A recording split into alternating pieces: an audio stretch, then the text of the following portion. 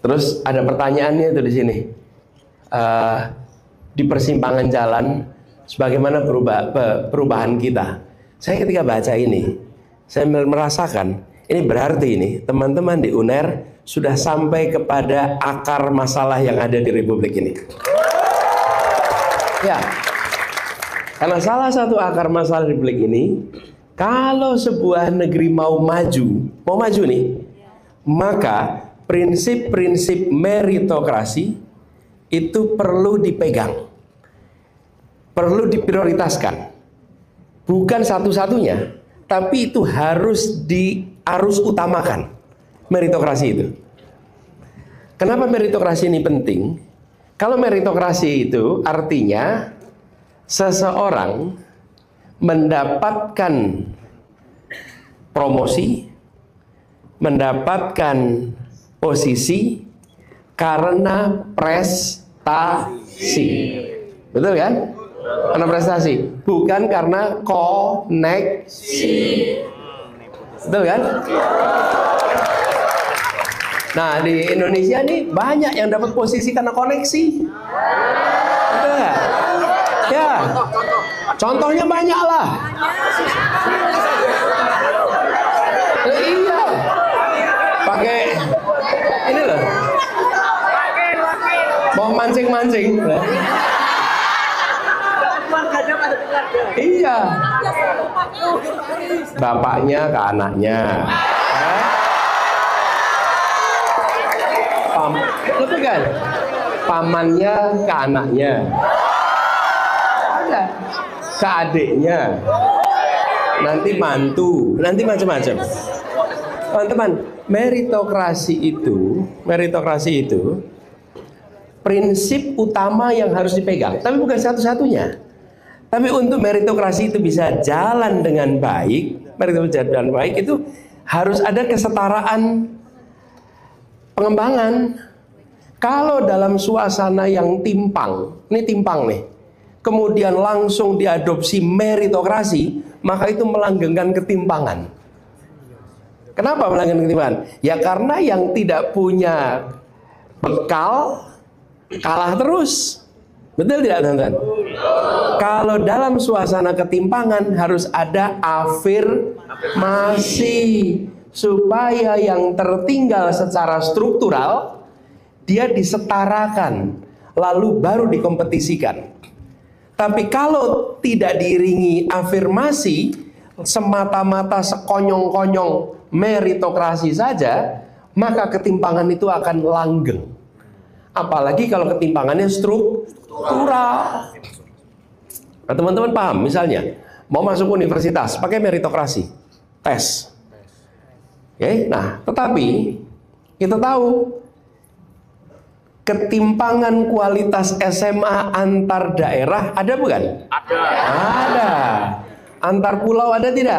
Ada. Nah, di situ yang saya maksud. Ketika kita memasukkan faktor meritokrasi, harus sadar ada timpang nggak nih? Kalau ada timpang, harus dilakukan intervensi dalam bentuk afirmasi supaya muncul kesetaraan, dari situ kompetisikan. Jadi tidak sekonyong-konyong ya, yang namanya meritokrasi pure berarti pokoknya kalau adopsi meritokrasi berarti terbaik. Ya terbaik, tapi ada syaratnya nih. Syaratnya tidak dalam ketimpangan struktural terutama. Nah, tapi meritokrasi ini kunci. Kalau bangsa ini mau maju, ya maka yang diberi amanat yang memang kompeten. Diukurnya dari mana? Dari prestasi. Kalau tidak berprestasi dikasih tugas, kasih amanat.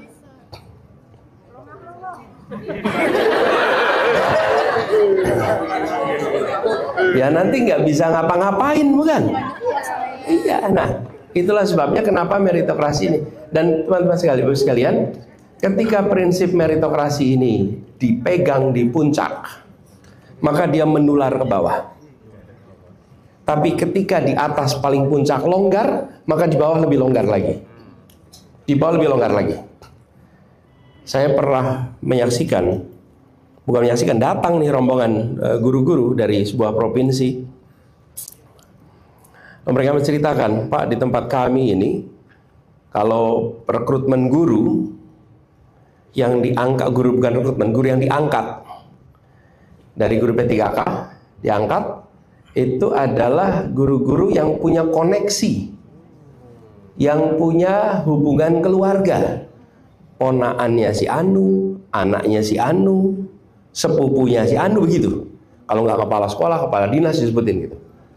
Lalu ketika diprotes nih, si kepala dinas, kepala sekolahnya tuh bilang, lah yang di Jakarta aja koneksi, kenapa kita nggak boleh? Coba teman-teman, ini yang saya maksud dari menular. Ketika dicontohkan kompromi meritokrasi ke bawah itu, karena itulah penting sekali menjaga meritokrasi.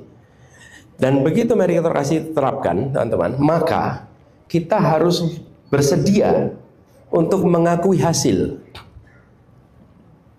Di Indonesia sebetulnya meritokrasi ini sebagian berjalan, teman-teman, sebagian berjalan. Kemarin saya ketemu dengan pelatih Olimpiade Science, OSN. Itu di OSN itu meritokrasi, nggak bisa titipan. Ada yang berani titip? Ikut Olimpiade? Nggak berani. Kalau tidak berprestasi, nggak masuk. Kita ada yang sudah begitu. Karena itulah kenapa kita masuk sampai level internasional dan global, menangan. Bahkan saya perhatikan cabang-cabang olahraga yang single, kita jagoan. Panah, panjat tebing, apa lagi? Angkat beban, bulu tangkis. Tapi begitu berkelompok, kalah. Kenapa? Ya, ini saya perhatikan. Kenapa? Membentuk kesebelasan 7 meritokrasi 4 titipan. Oke? Ya, 7 berdasarkan seleksi, 4 titipan. Nah, selama kita masih mengakomodasi titipan-titipan begini, ya nggak mungkin kita ketemu kelompok yang solid, yang unggul, sulit sekali. Karena itulah kenapa meritokrasi ini prinsip penting sekali. Di sekolah juga begitu. Nah, ini harus dimulai bukan hanya dalam politik, teman-teman sekalian, Bapak Ibu. Teman-teman, ini harus dimulai di seluruh masyarakat. Bahwa diutamakan meritokrasi, tapi bukan satu-satunya. Diutamakan. Supaya mulai dari sekolah terbiasa meritokrasi. Terbiasa mengandalkan pada prestasi. Tapi alat ukurnya harus benar. Nah, ini teman-teman, yang menurut hemat kami dibutuhkan sekali dalam demokrasi kita. Kenapa? Apa sih prinsip demokrasi ini, teman-teman? Semua kuliahnya di ilmu politik nih. Itu enggak semua ya. Tapi berminat pada politik. Halo teman-teman, berjumpa bersama saya di Politik dan ya luar biasa sekali teman-teman bagaimana Anies Baswedan hadir di kampus Unair ya, dan ini kita kagum dan kita bangga ya. Sebab apa? Sebab Anies di tengah-tengah mahasiswa memberikan materi, memberikan pelajaran, memberikan literasi yang luar biasa teman-teman ya. Dan ini tidak bisa dilakukan oleh sembarangan orang ya. Harus orang-orang yang benar-benar intelektual tinggi dan akademisi yang luar biasa. Dan kalau kita melihat bagaimana kecerdasan Anies ini teman-teman ya, terbukti bagaimana ia kita lihat ya, para mahasiswa itu ya benar-benar membuat sebuah ketertiban ya untuk melihat Anies berbicara, menyampaikan pendapat, menyampaikan kuliah gagasan yang luar biasa. Dan ini kalau kita bandingkan dengan Gibran ya, atau tokoh-tokoh yang lain ya, yang mungkin jarang ya, atau tidak pernah terdengar ya, memberikan kuliah, memberikan materi ke kampus ya. Dan saya teringat bagaimana Gibran yang dulu pernah diolok-olok, diejek-ejek, yang tidak pernah datang ke kampus teman-teman ya, tidak pernah datang ke kampus, memberikan kuliah, memberikan materi. Dan di sini hanya Anies yang luar biasa ya. Dan kalau kita melihat bagaimana perjalanan Anies, memang beliau orang yang berkecimpung di dunia pendidikan ya, bagaimana ia hidup ya, mendidik generasi-generasi muda, dan luar biasanya teman-teman ya, hal tersebutlah membawanya ke tahap ini, bagaimana ia menjadi seorang tokoh, menjadi seorang capres, pernah jadi menteri, gubernur, ya kan. Dan itu adalah hal yang luar biasa. Pengabdian Anies tidak hanya sebatas ia menjadi gubernur selesai ya. Beliau bahkan pengabdiannya bahkan luar biasa teman-teman ya.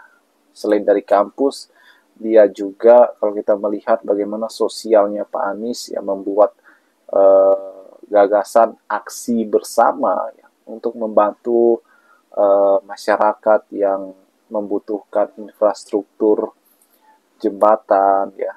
Dan itu kalau kita melihat bagaimana Anies melakukannya teman-teman, itu sungguh hebat dan luar biasa. Ketika akses-akses antar desa itu terputus karena jembatan tidak baik ya, Anies bersama rekan-rekan yang lain itu melakukannya teman-teman, dan itu luar biasa. Kemudian bagaimana kalau kita bandingkan dengan anak-anak Mulyono ya, ataupun Mulyono sendiri teman-teman, yaitu hampir tidak pernah terdengar ya memberikan kuliah ke kampus teman-teman, memberikan pelajaran ke kampus, menjadi pembicara, dan itu hanya Anies yang melakukannya ya. Apalagi Kaisang ya, Kaisang kan 2 hari megang KTA PSI teman-teman, ujung-ujungnya langsung jadi ketua umum, dan ini kan kocak ya. Ini berbeda dengan Anies Baswedan ya, yang kita kenal beliau sangat-sangat luar biasa. Dan saat ini kita harus dukung bagaimana gebrakan beliau membuat sebuah ormas ataupun partai teman-teman, dan semoga ormas ataupun partai Anies ini terus meluas ya, pendukungnya semakin bertambah, dan Anies semakin maju ya, menjadi pemimpin di negara kita. Bagaimana menurut kalian?